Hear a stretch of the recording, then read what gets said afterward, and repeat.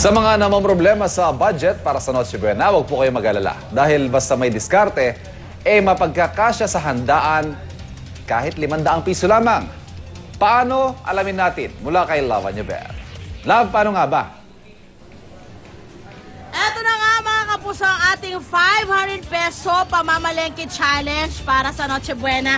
At inunahan ko na, kanina namili na ako ng isang buong chicken. Okay, ang halaga nito ay 120 pesos. Kung talagang mababarat mo ng konti, baka pwede ibigay ng 115 pesos. You never know. Okay, and of course, yun po yung ulamin natin. Pwede mo yung iinasal o pwede mo i-fried chicken yun. Depende sa type ng pamilya mo. Dito naman, may binili akong 1/4 na pork, no, giniling, at 4 na peraso ng hotdog. Ihahalo ko naman to dun sa spaghetti na paplanuhin kong iluto para sa Noche Buena. Ang halaga nito, 45 pesos yung ating giniling at yung ating hotdog ay 20 pesos. Yung nila, spaghetti pwedeng takal. Meron din po silang may set na merong spaghetti sauce na nagkakahalaga ng 109. Yung pong kanilang takal, magkano yung takal nyo? 55 pesos ang kada takal. Patakal po ako ng 1 kilo ng spaghetti. Oo, ayan. Tapos, syempre, meron po tayong, kasi di ba iba, spaghetti sauce, medyo may kamahalan ng konti. Pero kung gusto mo talagang makamura, meron dito, ketchup. Halagang 10 piso. Siguro mga 3 balot nito, pwede na. Diba? Sa 1 kilo. Pwede na to, ayan. Tapos, 30 pesos yan. Bigyan mo na ako ng cream para sa aking spaghetti. Yan, magkano to? 41. Okay, tapos bigyan mo rin ako ng syempre keso. Isang box, okay? May keso tayo.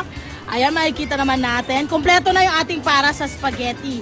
Kung gusto nyo naman, may option pang iba, kagaya ng kanton para sa Santa Makmak yung bisita or para sa buong pamilya na siguro mga pag 5 tao kayo, kayang-kaya na 1 kilo. Actually, sobra pa yan. Pwede nyo pa ipamigay sa inyo mga kapitbahay.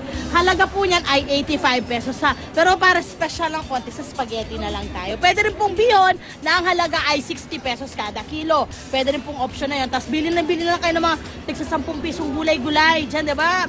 Pwede na kayong makapagluto ng inyong pang Noche Buena na meron pang pahaba ng buhay. Ay, mga yan ang tawag nila eh. Pag mga may noodles or pansit-pansit, yun yung kanilang dahilan bakit sila nagaganon. Okay? Okay! Ate, magkano na po lahat yon? Itong aking napamili. 161 po. 161 lang? Di ba pwedeng 160? Iyan! Nakatapiso. Buti nga piso, nahihiya naman ako. Sobrahan yung pag Okay, 160. Okay.